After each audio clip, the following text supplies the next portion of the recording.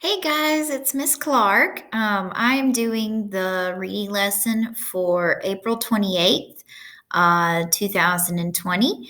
And I wanted to go ahead and read to you the Keeping Quilt again. And you're going to be taking a quiz with it, so make sure that you have the quiz that goes with it. Okay? So, you also have the passage at home, by the way. It has been printed out, and I'm going to show you pictures of it. But first, let's get to our lesson. It says, I can answer questions about a story by referring to the text for evidence. Okay, so that's our I can statement. Review. So illustrations play a large role in how we interpret what we are reading.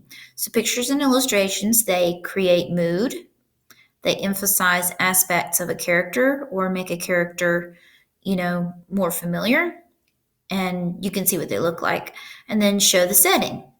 All right, now, after I read the story, we're going to have an exit ticket discussion.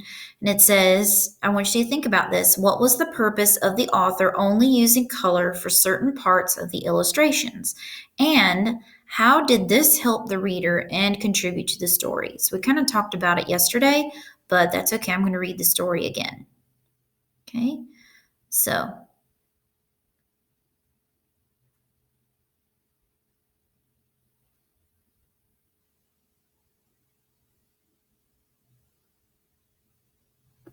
I don't know why it's taking so long to load. There we go. The Keeping Quilt by Patricia Polacco.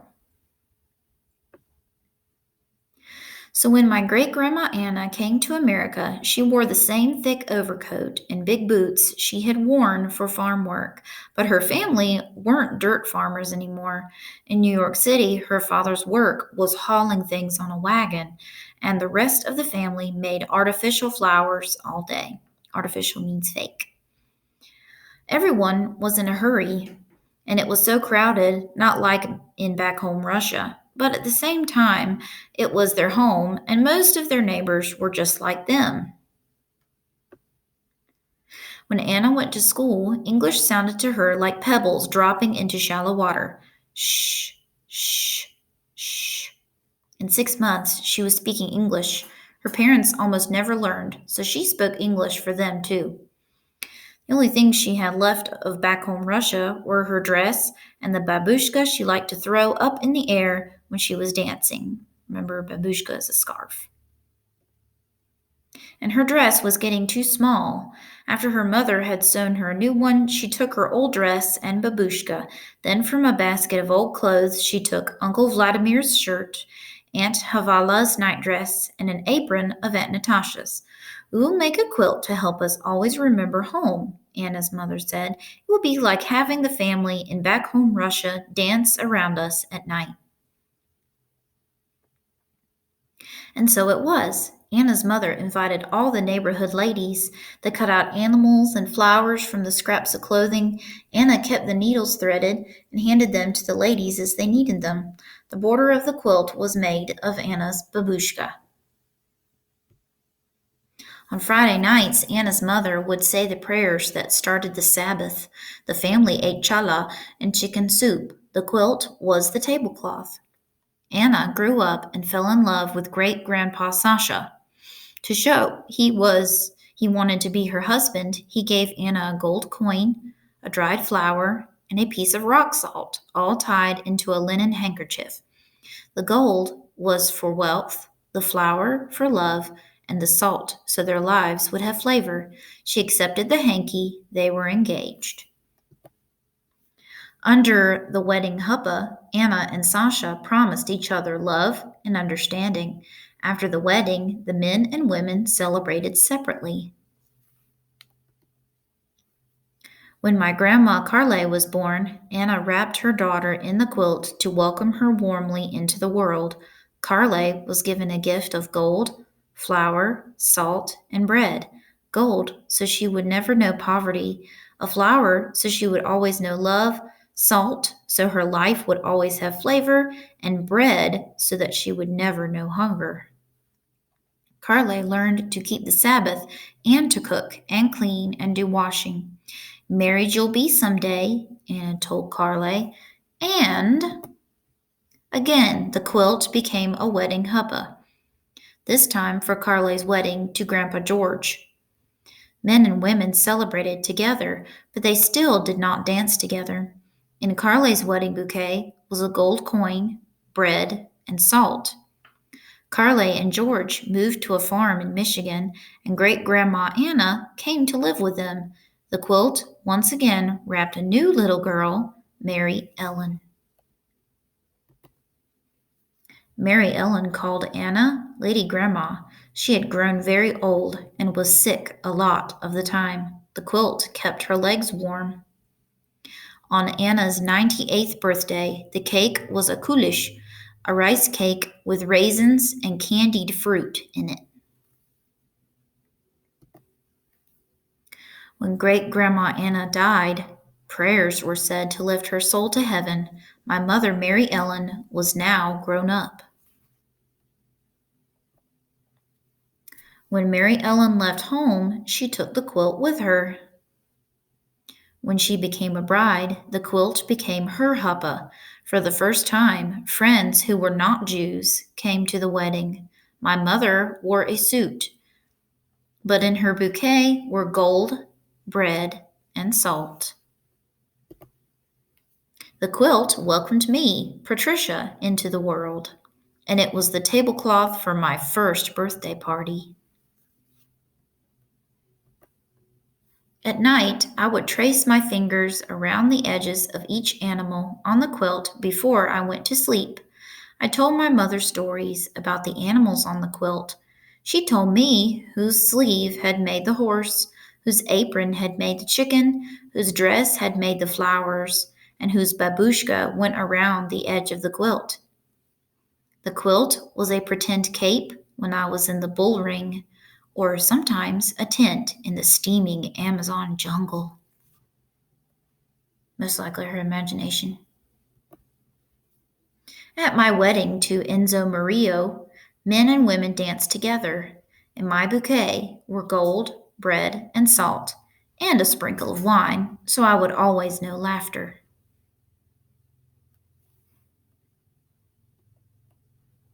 20 years ago, I held Tracy Denise in the quilt for the first time. Someday she too will leave home and she will take the quilt with her. Okay, so that's the end of the Keeping Quilt. Now, what we're going to do is we're going to look at our slideshow.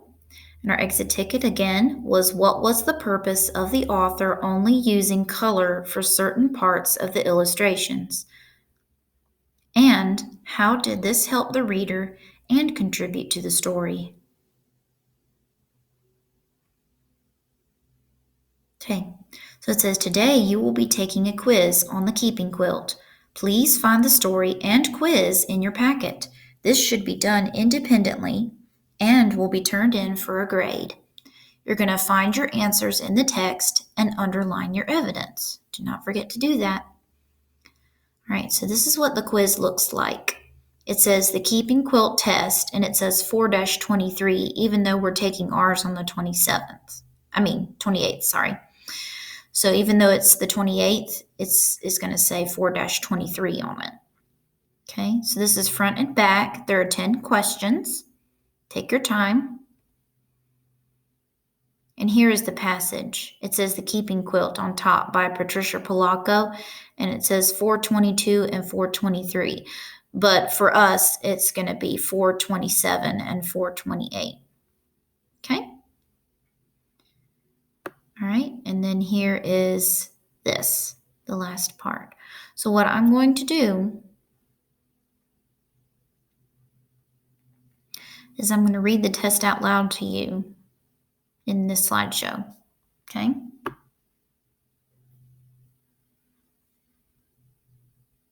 So as you go, you can circle the correct answers.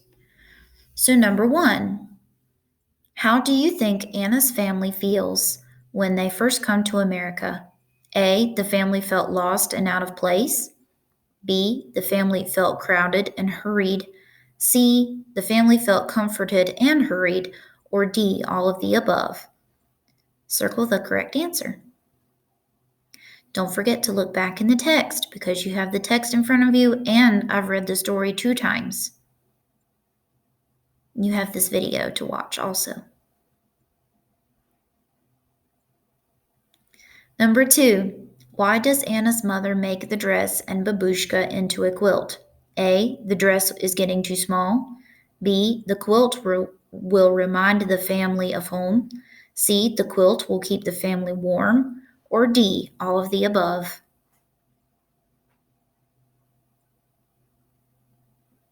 Number 3, what clues does the author give that Anna might want to remember Russia? A, she doesn't want to learn English. B, she wears her dress and dances in her babushka. C, she tells all her friends about Russia. Or D, none of the above.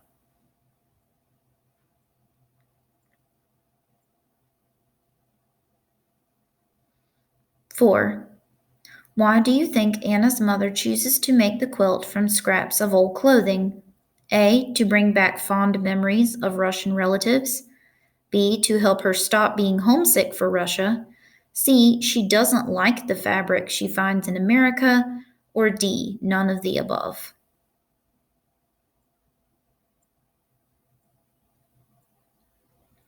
Number 5, why does the family use the quilt during the Sabbath and at weddings? A, they want to decorate using the quilt. B, they cover grandmother because she is cold. C, they are both important special events. Or D, all of the above.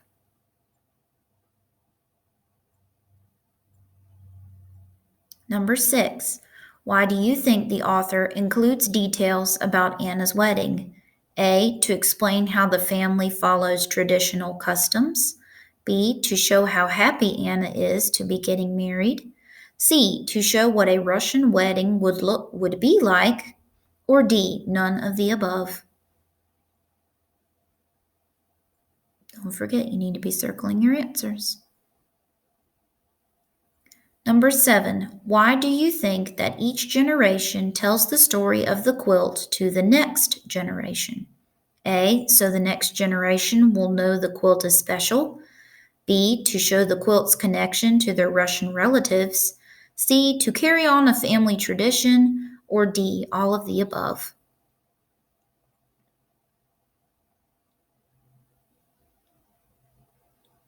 Okay, number 8. What are the family's wishes for Carle? A, the family wishes that Carle would move to Russia. B, the family wishes that Carle would always have flowers. C, the family wishes that Carle would have lots of food. Or D, the family wishes for Carle to be happy, healthy, and loved.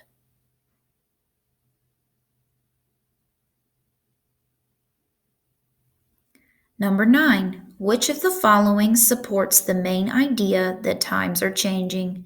A, people who aren't Jewish come to Mary Ellen's wedding.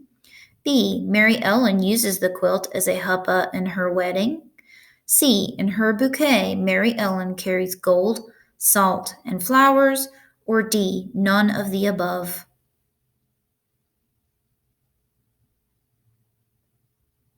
Number 10. Which of the following best clarifies why the author calls the quilt the Keeping Quilt? A, the family keeps passing the quilt down. B, the family keeps using the quilt. C, the family keeps the quilt close. Or D, all of the above. All right, make sure you have all your answers circled. You are welcome to rewind and go back and listen to more of the video if you need me to repeat anything. All right, I hope you guys are having a great day, and I will see you